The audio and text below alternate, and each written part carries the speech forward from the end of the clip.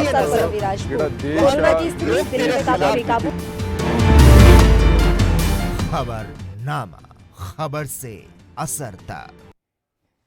नमस्कार, आप देख रहे हैं खबरनामा और मैं हूं आपके साथ काजल ठाकुर। पश्चिम बंगाल में 2 चरणों का मतदान हो चुका है, लेकिन सियासी बयानबाजी थमने का नाम नहीं ले रही है। ममता बनर्जी ने मतदान के दिन नंदीग्राम में बूथ पर धांधली की शिकायत की थी, जिसके बाद अब केंद्रीय चुनाव आयोग ने ममता बनर्जी को जवाब दिया है और कहा है कि ममता बनर्जी ने जो आरोप लगाए थे उसमें कोई सत्यता नहीं पाई गई है और न ही गड़बड़ी का कोई सबूत मिल पाया है। चुनाव आयोग के मुताबिक ना तो कोई गुंडा और ना ही कोई हथियार लिया हुआ शख्स पोलिंग बूथ के अंदर पहुंचा था और ना ही किसी तरह की वोटिंग रोकी गई थी। ममता बनर्जी की मौजूदगी के दौरान उनके पक्ष और विपक्ष में नारेबाजी जरूर हुई, लेकिन उसका असर वोटिंग पर बिल्कुल भी नहीं पड़ा। चुनाव आयोग ने ममता बनर्जी से साफ तौर पर कहा है कि उन्होंने हाथ से लिखकर जो शिकायत दी थी वो पूरी तरीके से गलत है। ये दुख की बात है कि इस तरीके का माहौल बनाया जा रहा है, वो भी मौजूदा मुख्यमंत्री के द्वारा। मुख्यमंत्री को भी समझना चाहिए कि इस तरीके की घटनाएं प्रदेश में कानून व्यवस्था बिगाड़ सकती हैं। लेकिन वहीं दूसरी तरफ बंगाल में हो रहे चुनाव के बीच में सियासी हिंसा लगातार जारी है। बीरभूम के नानूर में बीजेपी और टीएमसी कार्यकर्ताओं के बीच में झड़प हो गई। रात भर बमबारी हुई, गोलियां चली। टीएमसी ने बमबाजी का आरोप बीजेपी कार्यकर्ताओं पर लगाया है, जबकि बीजेपी ने टीएमसी पर गोलीबारी का आरोप लगाया है और इस झड़प के बाद से इलाके में तनाव है।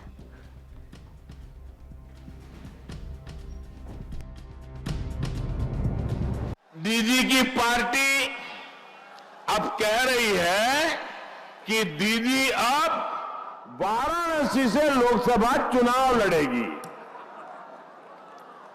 ये बयान आने के बाद 2 बातें स्पष्ट हो जाती हैं, 2 बातें साफ हो जाती है।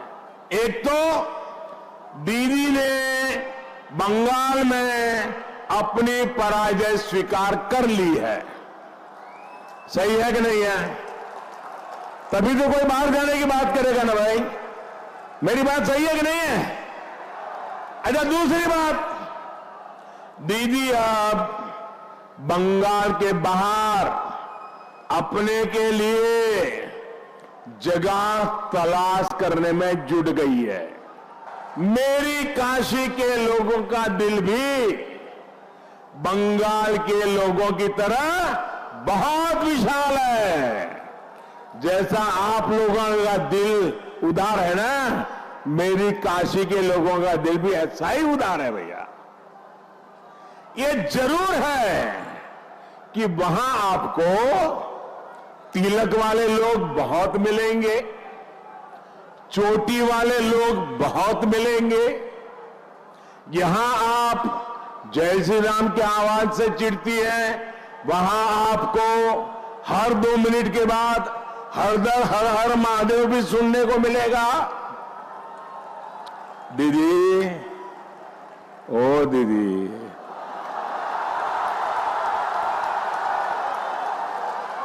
फिर आपका होगा क्या? आप क्या करोगी? किस पर गुस्सा करोगी?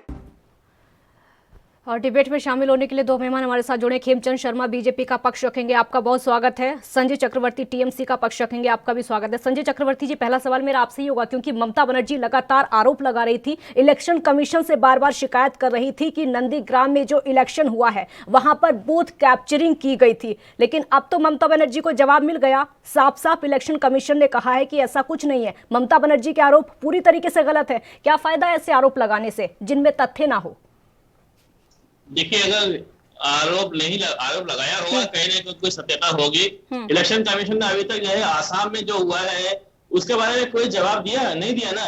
क्योंकि बंगाल पर आइए, बंगाल पर आइए, बंगाल पर आइए। नहीं, बंगाल की नहीं, वो घटना तो नहीं है ना, अपने देश की घटना है। जिस दिन असम पर डिबेट होगी, असम की चर्चा कर लेंगे। बंगाल पर आइए। असम की बात नहीं कर रहा हूँ मैं, ईवीएम की बात कर रहा हूँ। हाँ। मैं ईवीएम की बात कर रहा हूँ। तो कोई भी घटना अगर होती है तो कहीं ना कहीं किसी के साथ जुड़ी हुई होती है, और ये भी यही घटना साफ बताई गई है। अभी तो इसकी पूरी तथ्यों की अच्छी तरीके से जांच होनी चाहिए, और ये जांच होगी, जरूर होगी। हम लोग खुद करवाएंगे इसका जांच करवाएंगे कि आखिर ये कौन लोग थे जो डिस्टर्ब कर रहे थे और हम लोगों को यहाँ पे वोटिंग डालने का मौका नहीं दिया गया। और रही बात कि वोटिंग की, तो इतना तय बात है कि हम लोग वहां पे लगभग आप समझ लीजिएगा 1.25 लाख से 1.5 लाख वोटों से जीत रहे हैं, और कोई ताकत जो है नहीं रोक सकती। अगर सरकार ने कोई गड़बड़ी न की तो 100% हम निश्चित रूप से जीतने वाले हैं जी। इलेक्शन कमीशन के मना करने के बाद भी, शिकायत गलत बताने के बाद भी एक उम्मीद बची है कि आगे कुछ और हो सकता है। आगे आप लोग स्टेप लेंगे? बिल्कुल लेंगे। हमारी अपनी जांच होगी। हम टीएमसी खुद अपनी जांच करा रही है। ठीक है खेमचंद शर्मा, आप लगातार कह रहे थे कि बूथ कैप्चरिंग नहीं हुई है, इलेक्शन कमीशन आज वही कह रहा है, लेकिन टीएमसी को एक उम्मीद है कि बूथ कैप्चरिंग हुई थी, क्योंकि पहले ही कहा जा चुका है कि चुनाव आयोग बीजेपी का प्रवक्ता है। ये अब का नहीं बल्कि पहले ही ममता बनर्जी बोल चुकी है, और वही बात अब सामने आ रही है। देखिए दीदी हार चुकी हैं, और हार का कारण, हार का ठिकरा वो कहाँ फोड़ सकती हैं, उसके वो रास्ते तलाश रही हैं। थोड़ी सी आवाज गूंज रही है, नहीं लगा सकती, लेटर नहीं लिखती, तो हारने के बाद वो कैसे बात रखती या कैसे अपने आप को बचाती, उनको मुश्किल हो जाता है। तो उसका उन्होंने रास्ता निकाला है। अगर वो जीत रही होती, अगर वो कॉन्फिडेंट होती, तो उनको इस तरीके की बातें करने की जरूरत नहीं थी। और दुर्भाग्य से वो सीएम है, सिटिंग सीएम है, सरकार उनकी है, वहां पे अंदर कोई गुस्सा नहीं। और हमें पता है कि सेंसिटिव बूथों पे वहाँ हर तरीके का टेक्नोलॉजी है, वीडियोग्राफी भी होती है, वहाँ कोई भी वीडियो भी बना सकता है, कोई फोटो भी ले सकता है। इन्होंने कोई भी एविडेंस ईसी के सामने या पब्लिक के सामने नहीं प्रस्तुत किया, सिर्फ झूठ का पिटारा, ईसी पे आरोप प्रत्यारोप इन्होंने लगा दिए। ये बहुत ही दुखद है, बहुत ही निंदनीय है, और ये उनकी फ्रस्ट्रेशन और उनकी हार को तो दिखाता ही है। साथ ही साथ उनका सिस्टम में विश्वास नहीं है, सिस्टम को तोड़ने का काम करते हैं, सिस्टम को बदनाम करने का काम करते हैं, ये भी दिखाता है।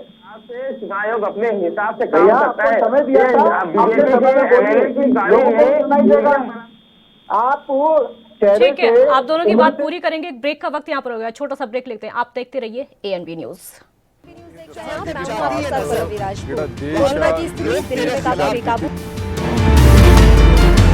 खबरनामा, खबर से असर तक।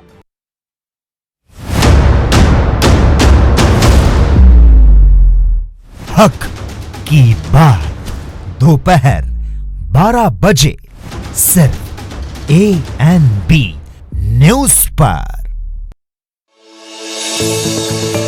प्रधानमंत्री नरेंद्र मोदी जी के किसानों की आय दोगुनी करने के संकल्प को पूरा करने के लिए मुख्यमंत्री योगी आदित्यनाथ जी ने अनेक ऐतिहासिक कदम उठाए हैं।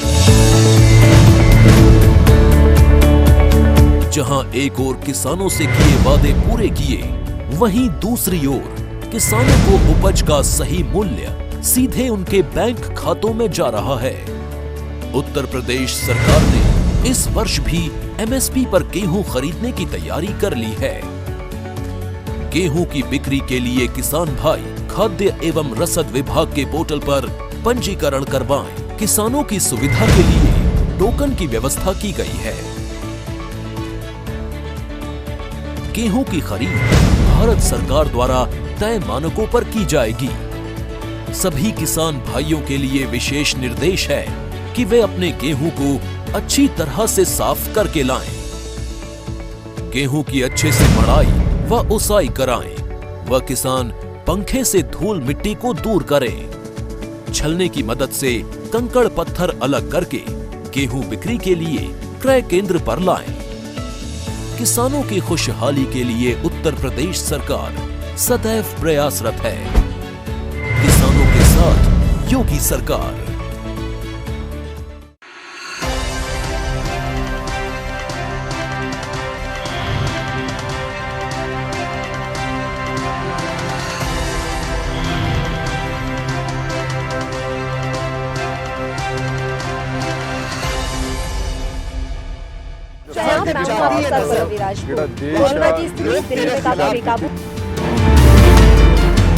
खबरनामा, खबर से असर तक।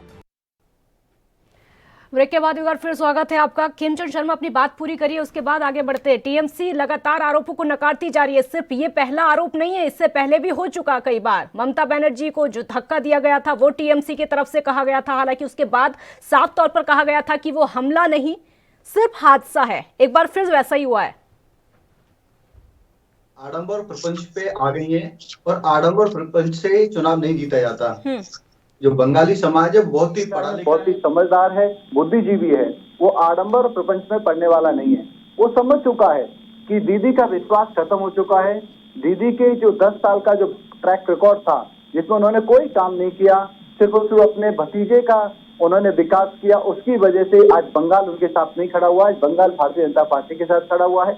इसीलिए वो कभी इसी पे आरोप लगाती हैं, कभी वहां पे लोकल जो लोग हैं उन पे आरोप लगाती हैं, कभी किसी के खिलाफ अपशब्द बोलती हैं। 200 से ज्यादा हमारे कार्यकर्ताओं को उन्होंने मरवा डाला, उनके जो गुंडे हैं उन्होंने मार डाला, और हमारे कार्यकर्ताओं की जो माता बहनें हैं या हमारे कार्यकर्ताओं के जो बुजुर्ग हैं उन तक को नहीं छोड़ा। हमने देखा कैसे एक बुजुर्ग माता को पीटा गया, उनके साथ अत्याचार किया गया, उनको गंभीर रूप से घायल किया गया। ये सब चीजें दिखाती हैं कि अब टीएमसी गुंडागर्दी से जीतना चाहती है, अब टीएमसी झूठ का सहारा लेके जीतना चाहती है, अब टीएमसी आरोप प्रत्यारोप लगा के जीतना चाहती है, अब टीएमसी को इसी जैसी संस्था।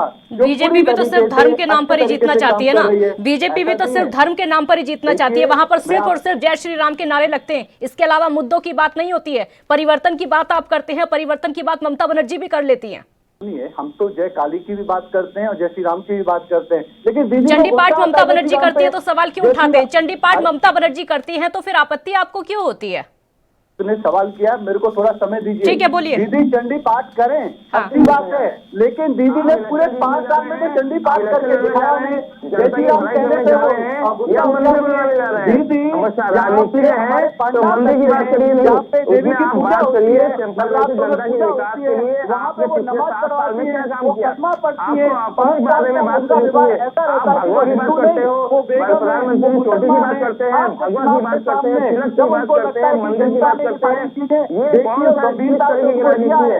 कौन सी राजनीति की बात है? ये कहती है कि मैं तो कार्यवाही करती हूँ, मैं तो ब्राह्मण हूँ, मैं तो। संजय चक्रवर्ती, एक बार सुन लीजिए, पहले आवाज नहीं आएगी, दोनों एक साथ बोलेंगे तो समझ नहीं आएगा। एक बार सुन लीजिए आप, वरना फिर वही कहा जाएगा कि आपकी बौखलाहट दिखाई दे रही है, टीएमसी की बौखलाहट दिखाई दे रही है। अगर साथ में बोलेंगे तो फिर यही होगा। सबका साथ, सबका विकास के आधार पे काम करती है, हम धर्म के आधार पे काम नहीं करते, हम किसी को अपीज नहीं करते। लेकिन दीदी ने हिंदुओं को वहां पे दबाया, कुचला, और उनके जो प्रिय बांग्लादेशी हैं, जो उनके प्रिय रोहिंग्या हैं, उनको उन्होंने पनपाया, उनका उन्होंने विकास किया, उनको उन्होंने रिसोर्सेज दिए, लोकल लोगों के रिसोर्स लूट के उनको उन्होंने रिसोर्स सुपुर्द किए या उनको ऑफर किए।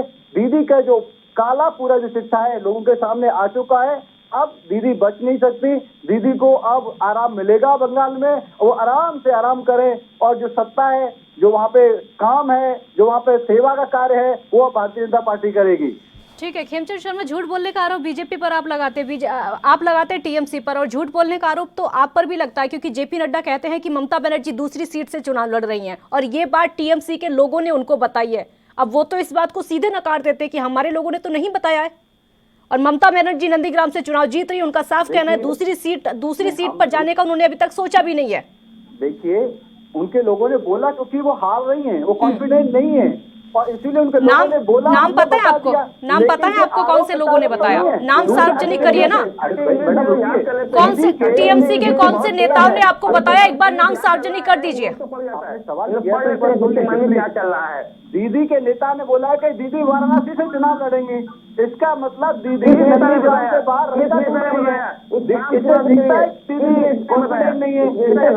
दीदी हार रही है। इससे दिखता है कि जो टीएमसी परेशान है। ठीक है, सिर्फ झूठ की राजनीति। एक ब्रेक का वक्त हो गया यहाँ पर। ठीक है, एक छोटा सा ब्रेक यहाँ पर लेते हैं, जल्द हाजिर होंगे। आप देखते रहिए एएनपी न्यूज।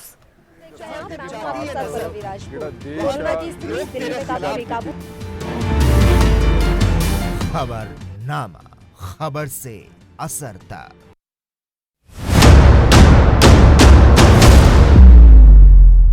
हक की बात दोपहर 12 बजे सिर्फ एएनपी न्यूज पर। क्या आप दुबले पतले कमजोर हैं? आपकी सेहत नहीं बनती, भूख कम लगती है, वजन नहीं बढ़ता? दरअसल मेन बात खाना पीना खाना नहीं है, मेन बात है खाया पिया लगना।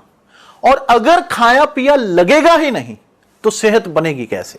इसलिए हमारी संस्था सन्यासी आयुर्वेदा ने एक ऐसी दवा बनाई है जो कि आपके पाचन तंत्र को, आपके लीवर सिस्टम को ठीक करने का काम करती है, ताकि आप जो भी खाएं उसका पूरे का पूरा निचोड़ आपके शरीर को लगे, आपकी भूख बढ़े, खाया पिया सही से लगे, नया खून बने, हड्डियों में जान आए, वजन बढ़े, ताकत बढ़े, चेहरे पर नूर आए और आप मोटे तगड़े खूबसूरत पर्सनैलिटी के मालिक बन जाएं। यह दवा पूरी तरह से आयुर्वेदिक होती है।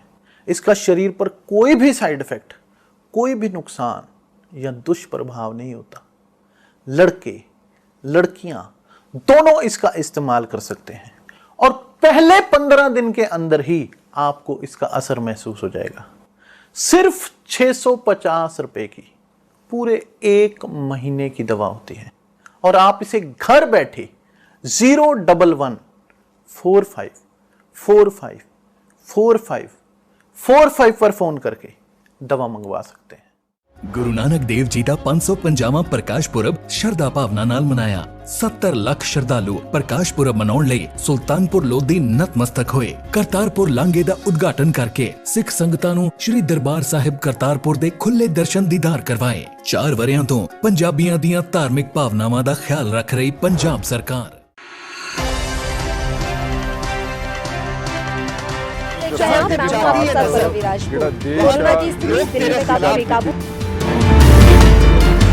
खबरनामा, खबर से असर तक।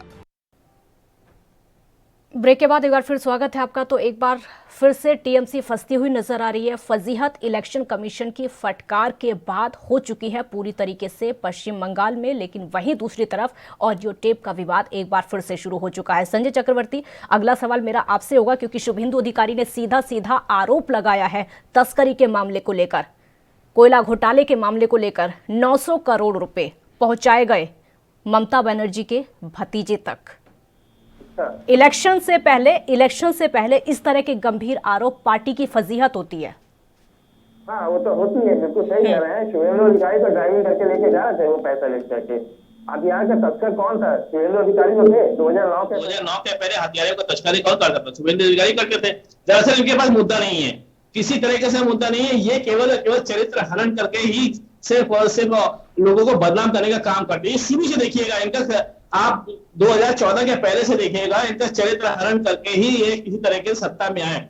2013 में जब इन्होंने इलेक्शन लड़ना शुरू किया, 2014 की तैयारी शुरू की, तो सिर्फ कोयला घोटाला, 2G घोटाला, ये घोटाला, वो घोटाला करके आज आप बता दो 7 साल हो चुके हैं, किसी भी एक नेता को सजा नहीं मिली। केवल आरोप लगा करके किसी का चरित्र हरण करके उन्होंने उस सरकार को गिराया और उसके बाद वो आज तक किसी एक भी नेता को गिरफ्तार नहीं कर पाए। 2019 में भी यही बात कही थी कि हम लोग जेल के दरवाजे के पास लेकर के आ गए हैं, बस आप एक बार और चुनाव जिता दीजिए, हम ताला लगा देंगे। अब 2024 में ताला खरीदेंगे तब उसके बाद यही बात, क्योंकि इनके पास एक ही चीज रहते, आरोप लगाना।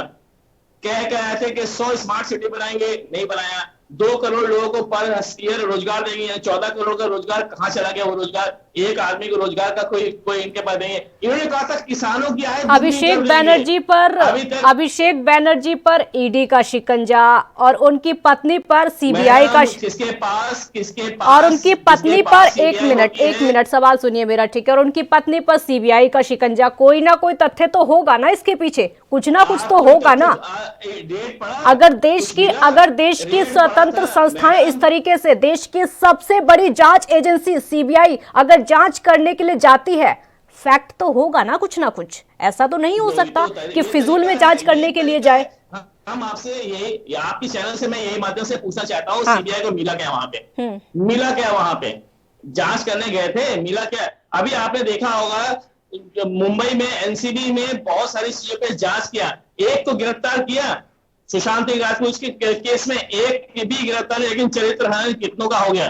कितने लोग सुसाइड कर गए, कितने लोग ऐसे कैरियर बर्बाद हो गया। सिर्फ और सिर्फ इसी तरीके का एक राजनीति है लोगों का कैरियर को बर्बाद करने की, उनको पर्सनल अटैक करने की। लेकिन ये ममता बनर्जी हैं, ये शेरनी है, इनको घेरना आसान नहीं है किसी भी तरीके से। नहीं, इकलौती फाइटर महिला है पूरे देश के अंदर जिन्होंने भाजपा को बता दिया कि हम बहुत बड़ी चीज है, हमको हराना मुश्किल है। शेरनी है तभी उनको नंदीग्राम खोने का डर लग रहा था। इस बात का संजय डर है, चक्रवर्ती इस बात का ममता डर बनर्जी है शेरनी कि है, कहीं ममता किसी बनर्जी तरीके शेरनी किसी है, बार तभी ममता उनको बनर्जी नंदीग्राम जो खोने का चीफ डर लग रहा था। मिनिस्टर उन्होंने 3 दिनों तक इनको नंदीग्राम में डेरा सिर्फ डाला हुआ था। और एक मिनट, उन्होंने 3 दिनों तक नंदीग्राम में डेरा डाला हुआ था। शेरनी है तभी डर लग रहा था उनको कि नंदीग्राम कहीं छीन ना जाए। शेरनी है तभी उन्होंने हिंदू कार्ड खेला वहां पर। शेरनी है तभी उन्होंने चंडी पाठ किया वहां पर। शेरनी है तभी वीडियो वायरल लगातार की जाए। 2014 में 4 दिन तक बनारस में डेरा डाल के बैठे हुए थे। आपको याद होगा, एज ए प्रधानमंत्री बनने के कैंडिडेट थे और 4 दिन तक डेरा डाल के बैठे हुए थे बनारस में। तो अगर 3 दिन तक वो डेरा डाल के और उनके, आपको पता है कि इस समय वो इंजर्ड है, चोट लगी हुई है, तो अगर वो डेरा डाल के बैठे थे, कोई गलत काम नहीं कर रहे थे। वो अपने क्षेत्र, उनको पता है कि उनके कार्यकर्ता पूरे बंगाल में लगे हुए हैं और उनको जिता करके लेकर के आएंगे। तो अपने कार्यकर्ताओं से अगर वो मिल रहे थे तो कोई गलत काम नहीं कर रहे थे। इसी तरीके से गलत काम तो किया नहीं है ना। जब प्रधानमंत्री 4 दिन तक बनारस में रुक सकते हैं तो 3 दिन के लिए ममता बनर्जी भी रुक सकती है। ठीक है। खेमचंद शर्मा, बीजेपी के पास और कोई विकल्प नहीं है, सिर्फ ईडी का डर दिखाया जाता है, सीबीआई का डर दिखाया जाता है, हर जगह लगभग देखा जाता है। अगर जीत के लिए यही हथकंडा अपनाना है तो फिर क्या फायदा? ये तो जो स्वतंत्र संस्थाएं हैं उन पर सवाल उठते हैं, उनकी स्वतंत्रता पर सवाल उठते हैं कि बीजेपी इनका डर दिखाती है, ईडी और सीबीआई का। देखिए, भारतीय जनता पार्टी किसी को ईडी या सीबीआई का डर नहीं दिखाती। भारतीय जनता पार्टी के राज्य में ईडी और सीबीआई अपना स्वतंत्र रूप से कार्य करती हैं। अगर आप बात करो सीबीआई और ईडी वगैरह की, तो आप देखिए मोदी जी के खिलाफ 12 साल जब सीएम रहे, कितने ज्यादा जांचें हुई, कितने ज्यादा केसेस चले, लेकिन कुछ हुआ नहीं। अगर आप में सच्चाई है तो कोई आपका कुछ नहीं बिगाड़ सकता। अगर दीदी के साथ सच्चाई है, अगर अभिषेक बनर्जी ठीक है, अगर उन्होंने कोई घोटाला नहीं किया, अगर उन्होंने 900 करोड़ नहीं लिए, अगर उनकी पत्नी ने कोई घोटाला नहीं किया, तो उनके खिलाफ भी कुछ भी नहीं निकलेगा और उन पर भी कुछ नहीं होगा। लेकिन अब कहते हैं ना, चोर की दाढ़ी में तिनका, इनकी फ्रस्ट्रेशन दिखाती है कि अभिषेक बनर्जी या उनकी पत्नी ने बहुत कुछ किया है, इसीलिए ये लोग डरे हुए हैं। हमें डराने की जरूरत नहीं, हम तो सच्चाई की बात करते हैं, हम तो डेवलपमेंट की बात करते हैं, हम तो किसानों के विकास की बात करते हैं। ये जांच अब क्यों हो रही है? इलेक्शन के टाइम पर जांच क्यों हो रही है? ये हमारा खेमचंद शर्मा, मेरा सवाल सुनिए, ये जांच इलेक्शन के टाइम पर क्यों हो रही है? पहले क्यों नहीं? पहले से भी हो सकती थी। ये जांच सिर्फ इसी टाइम पर क्यों होती है? ईडी का एक्शन इसी टाइम पर क्यों होता है? सीबीआई इसी टाइम पर क्यों पहुंचती है? पहले से भी हो सकता है ना, समय तो पहले भी था, पहले भी हो सकता था।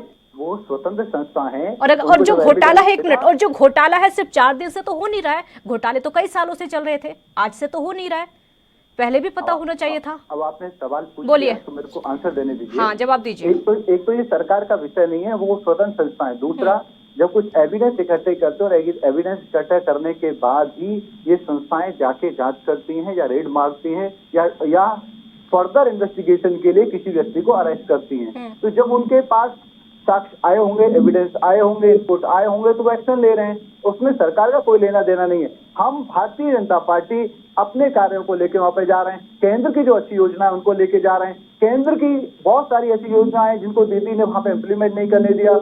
हमारे जो बंगाली भाई बहन है उनको फायदा नहीं होने दिया, क्योंकि उनको लगता था कि मोदी जी की अच्छी योजनाएं अगर बंगाल में इम्प्लीमेंट हो गई तो दीदी की जो राजनीति है वो खिसक जाएगी, उनकी जो राजनीति है कहीं ना कहीं खत्म हो जाएगी। तो वो नेगेटिव अप्रोच से काम करते हैं। हमने देखा, हम लगातार दीदी को मदद करने की कोशिश करते रहे, लगातार माननीय पीएम साहब कहते रहे कि आप राजनीति दूसरी तरफ करिए, लेकिन जो लोगों को फायदे की चीजें हैं, फायदे की योजनाएं हैं, उनको आप बंगाल में लागू करिए ताकि लोगों का विकास हो सके, लोगों को फायदा मिल सके।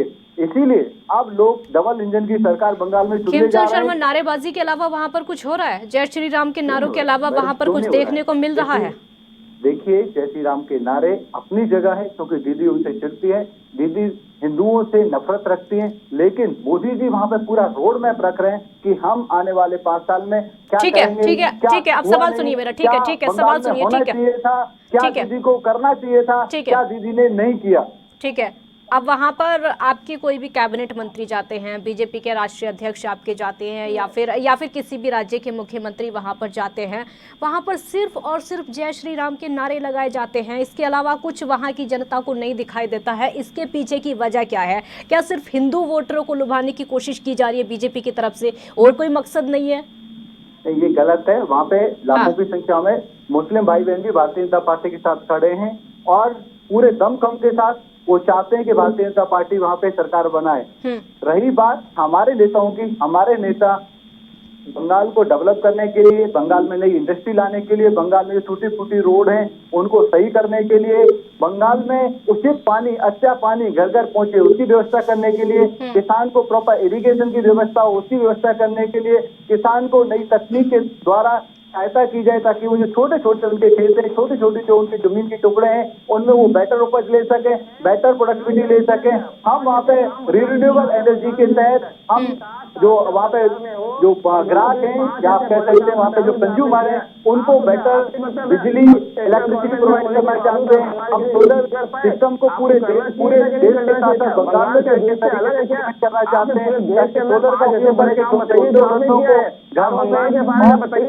खेतों में बिना किसी कॉस्ट के, बिना किसी खर्चे के उसका उपयोग कर सकें। देखिए, भारतीय जनता पार्टी बंगाल को 21वीं सदी का बंगाल बनाना चाहती है जिसमें हर तरफ समृद्धि हो, हर तरफ डेवलपमेंट हो, नए उद्योग धंधे हो, नए स्कूल हो, नए कॉलेज हो। चलिए, परिवर्तन कौन करेगा ये बड़ा सवाल है। आप दोनों को रोकूंगी। परिवर्तन कौन करेगा ये बड़ा सवाल है। बीजेपी परिवर्तन करेगी या फिर टीएमसी परिवर्तन करेगी, क्योंकि परिवर्तन का वादा पहले भी केंद्र में हो चुका। छोटा सा ब्रेक यहाँ पर लेते हैं, आप देखते रहिए एएनबी न्यूज।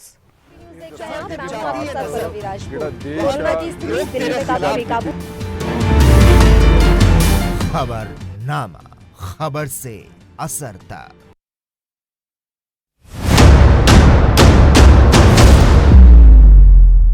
हक की बात दोपहर 12 बजे सिर्फ एएनबी न्यूज पर। क्या आप दुबले पतले कमजोर हैं, आपकी सेहत नहीं बनती, भूख कम लगती है, वजन नहीं बढ़ता? दरअसल मेन बात खाना पीना खाना नहीं है, मेन बात है खाया पिया लगना।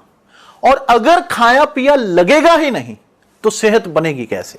इसलिए हमारी संस्था सन्यासी आयुर्वेदा ने एक ऐसी दवा बनाई है जो कि आपके पाचन तंत्र को, आपके लीवर सिस्टम को ठीक करने का काम करती है, ताकि आप जो भी खाएं उसका पूरे का पूरा निचोड़ आपके शरीर को लगे, आपकी भूख बढ़े, खाया पिया सही से लगे, नया खून बने, हड्डियों में जान आए, वजन बढ़े, ताकत बढ़े, चेहरे पर नूर आए और आप मोटे तगड़े खूबसूरत पर्सनैलिटी के मालिक बन जाएं। यह दवा पूरी तरह से आयुर्वेदिक होती है। इसका शरीर पर कोई भी साइड इफेक्ट, कोई भी नुकसान या दुष्प्रभाव नहीं होता। लड़के लड़कियां दोनों इसका इस्तेमाल कर सकते हैं और पहले 15 दिन के अंदर ही आपको इसका असर महसूस हो जाएगा। सिर्फ 650 रुपए की पूरे 1 महीने की दवा होती है और आप इसे घर बैठे 01145454545 पर फोन करके दवा मंगवा सकते हैं। ਸਰਕਾਰੀ ਹਸਪਤਾਲਾਂ ਵਿੱਚ ਮੁਫਤ ਕੋਰੋਨਾ ਵੈਕਸੀਨ। ਕੋਰੋਨਾ ਬਿਮਾਰੀ ਤੋਂ ਹਰ ਪੰਜਾਬੀ ਨੂੰ ਬਚਾਉਣ ਲਈ ਵਚਨਬੱਧ ਪੰਜਾਬ ਸਰਕਾਰ।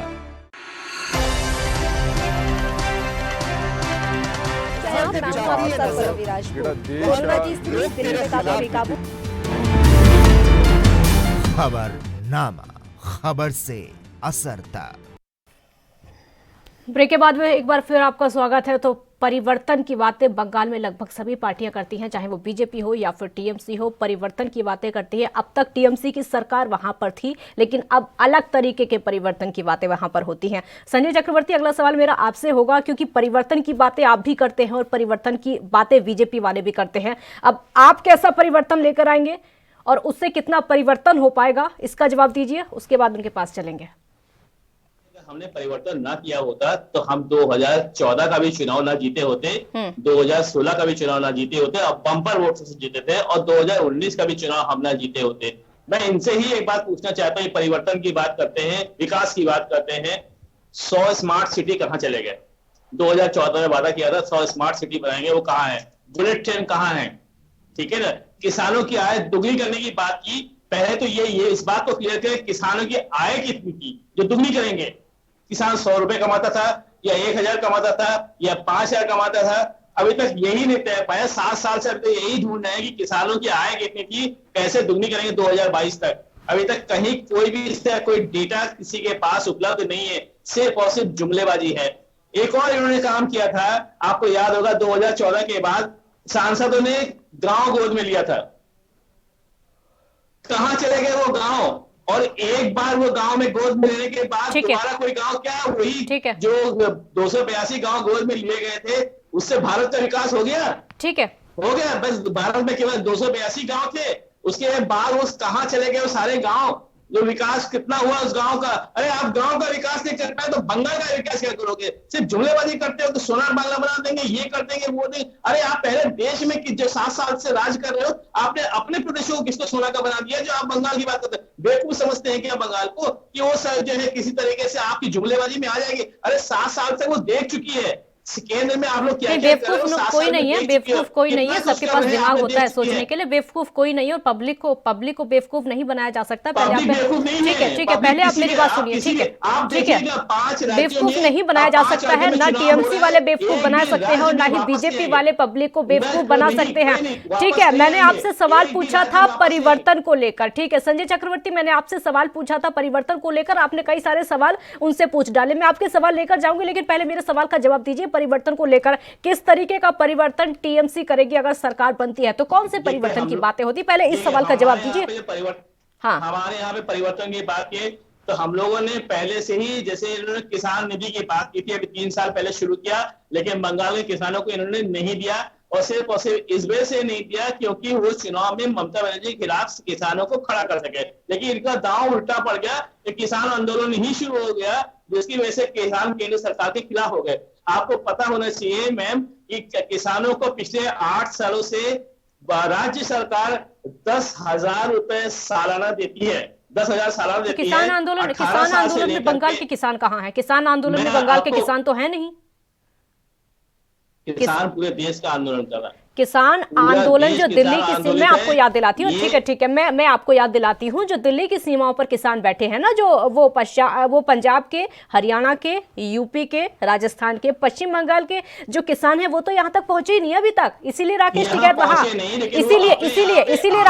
इसीलिए राकेश टिकैत वहां पर पहुंचे थे महापंचायत करने के लिए, अगर आपको याद हो। बंगाल के किसान यहाँ नहीं आए अभी तक, दिल्ली बॉर्डर पर नहीं पहुंचे। उतनी दूर नहीं है किसानों के पास, वहां पे इसलिए नहीं है क्योंकि वो अपने राज्य में अपने स्तर पे अपने आंदोलित थे, उन्होंने अपना विरोध दर्ज किया है। उनका विरोध दर्ज करने के लिए जरूरी नहीं कि दिल्ली के बॉर्डर तक आना पड़ेगा, ऐसा कोई जरूरी नहीं है। अपने राज्य में उन्होंने विरोध संजय चक्रवर्ती, आपको पता है, एक मिनट, ठीक है, आपको पता है आप अपने सवाल में फंस गए। ठीक है, एक मिनट, आपको पता, आपने जो जवाब दिया आप उसी में फंस गए। आप कह रहे हैं कि बंगाल के किसान परेशान हैं, बंगाल के किसान प्रदर्शन कर रहे हैं।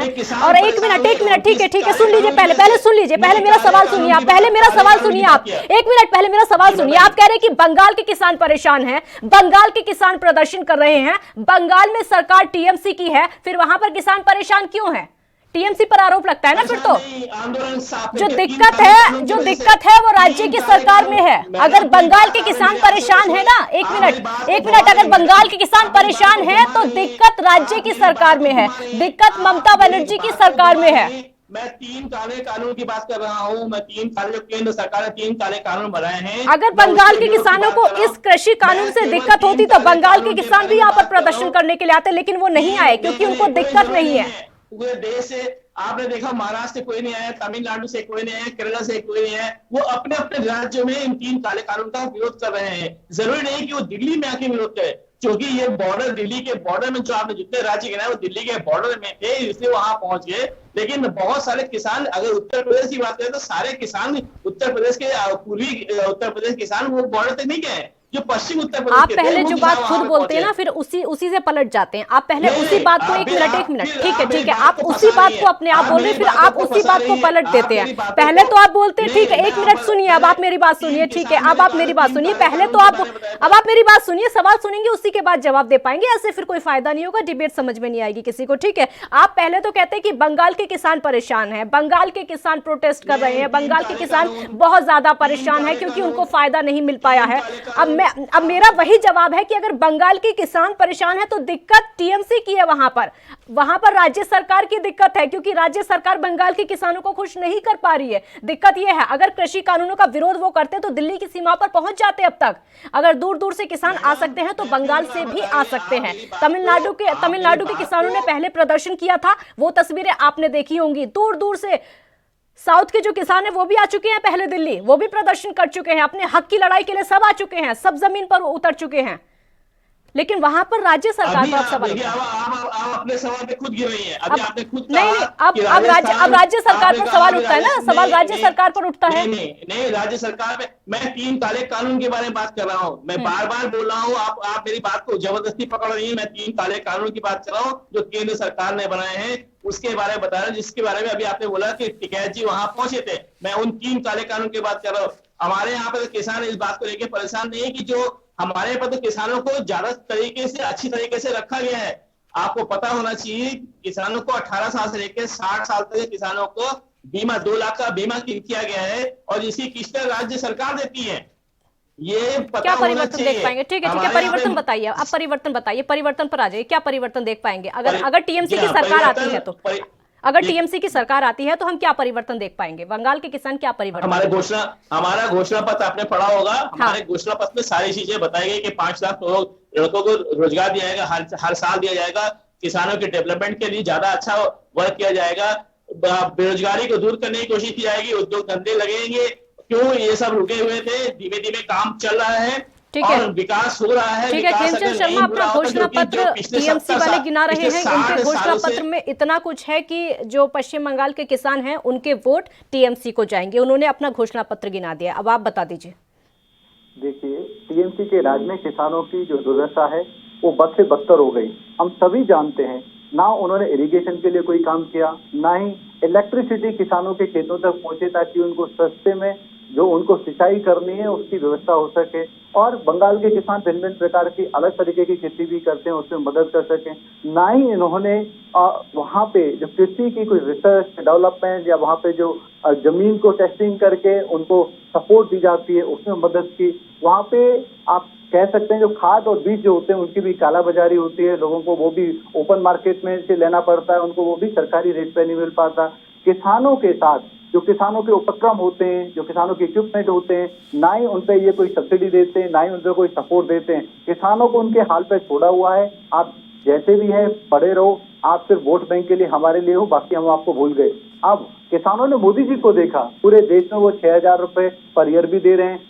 पूरे 9 महीने लॉकडाउन के समय में हर गरीब को हर गांव में हर टाउन तक उन्होंने भोजन दिया, उसमें अन्न भी दिया, दाल भी दी। ये सब मोदी जी ने दिया। और वो ये भी देख रहे हैं कि मोदी जी बिना किसी में भेदभाव करे आयुष्मान भारत जैसा कार्ड भी देते हैं जिससे 5 लाख का बीमा मिलता है। और मोदी जी घर घर तक टॉयलेट पहुंचाते हैं। मोदी जी ने गांव गांव तक लाइट पहुंचाई है, उसमें किसी को भेदभाव नहीं किया है कि भाई कौन किस धर्म से है, कौन किस जाति से। खेमचंद जी ठीक है, प्रधानमंत्री किसानों की बातें करते हैं पश्चिम बंगाल में जाकर। ठीक है, छोटी सी बात और कहना चाहूंगा, ये जो इनकी जिम्मेदारी और इनकी जो परफॉर्मेंस है वो अगर ये केंद्र सरकार की जिम्मेदारी और परफॉर्मेंस से कंपेयर करेंगे तो इनका जो परफॉर्मेंस है वो 10 में से 1 नंबर रहेगा।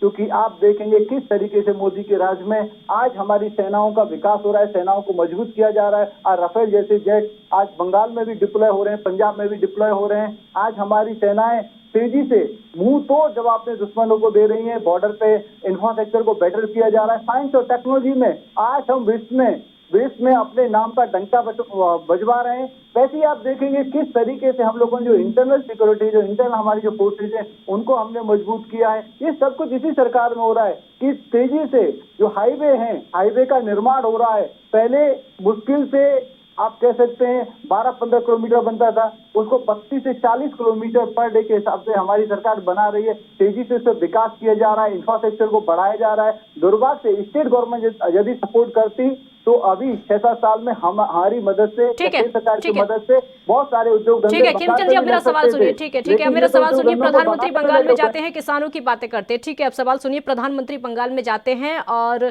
बातें करते हैं किसानों के फायदे की, लेकिन दिल्ली की सीमाओं पर किसान बैठे हुए हैं। लगातार 4 महीने से ज्यादा का वक्त उनको गुजर चुका है, वो लगातार प्रदर्शन कर रहे हैं। अब दिल्ली की सीमाओं पर किसान बैठे हुए हैं, प्रोटेस्ट कर रहे हैं। आप जाते हैं बंगाल में, किसानों की बातें करते हैं, आपको नहीं लगता कि बंगाल में किसान आंदोलन का नुकसान आपको उठाना पड़ सकता है? आंदोलन यहाँ पर हो रहा है, नुकसान वहां आपको हो सकता है। बिल्कुल नहीं मैडम, आपको छोटा सा एग्जांपल देता हूँ। टिकैत साहब जो अब किसान नेता से आंदोलनजीवी बन गए, बंगाल जाते हैं, उनके स्वागत में 100 किसान भी नहीं आते। कौन जाता है? टीएमसी की एमपी जाती हैं। वो वहां पे महापंचायत भी करके आते हैं, टीएमसी के कार्यकर्ताओं को एड्रेस करके आ जाते हैं। उनको कोई रिस्पॉन्स नहीं मिलता है, इसीलिए उन्होंने जल्दी से ही वहां बंगाल आप किस आधार पर ये बोल रहे हैं कि वो टीएमसी के कार्यकर्ता थे? वो किसान हो सकते हैं, वो किसान हो सकते हैं। आपके पास टीवी की क्लिप्स हैं, आप देखिए एयरपोर्ट पे कितने किसान आए, कोई किसान नहीं आया। टीएमसी के एमपी उनको रिसीव करने गई, टीएमसी के एमपी ने उनका स्वागत किया। अगर बंगाल के किसानों को उनमें इंटरेस्ट होता, उनका समर्थन कर रहे होते, हजारों की संख्या में हमारे बंगाल के किसान भाई बहन उनको रिसीव करने जाते या उनका स्वागत करते। ऐसा बिल्कुल नहीं हुआ है। वैसे जो सभा है, सभाओं का ऑर्गेनाइजेशन, सभाओं को जो ऑर्गेनाइज किया है, सपोर्ट किया, वो टीएमसी ने किया। वो टीएमसी के वर्कर को एड्रेस करके आ गए। उल्टा लोगों ने कहा, अरे भैया तुम यहाँ पे आए हो तो आप दीदी को ये क्यों नहीं बोलते? जो पीएम साहब 6,000 रुपए पर ईयर देना चाह रहे हैं, ये दीदी क्यों रोक रही हैं? ये दीदी हम तक क्यों नहीं आने देती? अगर टीएमसी की सांसद वहां पर जाती हैं, उनका सम्मान कर देती हैं, तो फिर दिक्कत क्या आ जाती है? क्योंकि विपक्षी पार्टियां, क्योंकि विपक्षी पार्टियां तो है ही ना किसानों के साथ, सारी विपक्षी पार्टियां किसानों के साथ, तो कोई फर्क नहीं पड़ता। जब आप एक तरफ तो कहते हो हम किसान नेता, एक तरफ कहते हो हम इंडिपेंडेंटली काम कर रहे हैं, दूसरी तरफ ठीक है संजय चक्रवर्ती आपका जवाब दे रहे हैं, मंच पे जाते हो, आप पॉलिटिकल पार्टी के नेताओं का उनकी सपोर्ट देते हो, पता चल जाता है। आप टीएमसी जेल के टीएमसी के प्रचारक के रूप में उनको बात नहीं है, इसलिए बंगाल की बंगाल में सुनने वाले चाहते थे, क्योंकि ये सिर्फ और सिर्फ किसी तरीके से, क्योंकि इनको अच्छी तरीके से पता है, ये अपने बारे में पता है कि मोदी जी 3 बार मुख्यमंत्री रहने के बाद प्रधानमंत्री बन गए। अगर इनको इस बात का डर सता रहा है कि अगर ममता जी 3 महीने बाद मुख्यमंत्री बनने के बाद 2024 से प्रधानमंत्री बन गई तो हमारी कुर्सी पे हिल जाएगी, और यही वजह है कि हर तरीके से रोकने की कोशिश की जा रही है। टीएमसी को सारा फोकस टीएमसी ने 100-200 नेताओं को उतार रखा है। परिवार का विकास करना। संजय चक्रवर्ती आपको डर है क्या? संजय चक्रवर्ती आपको बीजेपी वालों से डर है क्या? उन्होंने इसलिए मैं साफ साफ बता रहा हूँ कि वहाँ पे लोकल लोग नहीं मिले। मैडम आपको मैं बताऊं कि नंदीग्राम में 519 नंबर बूथ पे इनको बस्ता लगाने के लिए कार्यकर्ता तक नहीं मिला। वहाँ पे वोट डालने के लिए कार्यकर्ता एक होना चाहिए ना। बस्ता जो लगाता है, बस्ता लगाने के लिए कोई भी आदमी तक नहीं मिला। उनकी ये हालत थी। परसों रात को प्रधानमंत्री जेपी नड्डा जी और अमित शाह जी के साथ मिलकर के मीटिंग हुई है। रात को इस बात का मंथन हुआ कि जिस तरीके से उनको जनता, पश्चिम बंगाल की जनता उनको साथ नहीं दे रही है। अगर आपको दिक्कत नहीं है, ममता बनर्जी मजबूत है, तो फिर क्यों टेंशन ले रहे हैं? करने दीजिए उनको, लगाने दीजिए जय श्री राम के नारे। उनको एक मिनट आस्था पर चुनाव लड़ने दीजिए, हिंदू कार्ड के साथ चुनाव लड़ने दीजिए। अगर आपको दिक्कत नहीं है तो बेफिक्र रहिए ना। नंदीग्राम भी आपका होगा, बंगाल भी आपका होगा। हमारा कोई बेफिक्र है, हम लोग टोटल बेफिक्र हैं। हम बेईमानी बर्दाश्त नहीं करेंगे। हमारे पास बेईमानी के कोई, हमारे यहाँ पे कोई वो नहीं है। हम लोग बर्दाश्त नहीं कर सकते बेईमानी को। अगर किसी तरीके से जैसे आसाम में ईवीएम पकड़ा गया, अगर यहाँ पे भी ये खेला हो गया तो ये खेला नहीं होने देंगे। बस चलिए देखते हैं खेला किसका होगा। बहुत शुक्रिया आप दोनों का हमारे साथ जुड़ने के लिए। ममता बनर्जी लगातार एक ही नारा देती हैं बंगाल में कि खेला होबे। अब खेला टीएमसी का होगा या फिर बीजेपी का होगा, ये 2 मई को पता चलेगा जब बंगाल के चुनाव का रिजल्ट आएगा। बहुत शुक्रिया आपका। देखते रहिए एएनबी न्यूज। नमस्कार।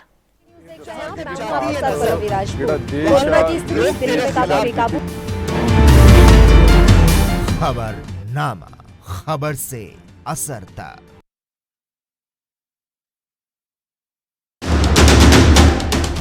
राष्ट्र धर्म, रात 8 बजे सिर्फ एएनबी न्यूज पर।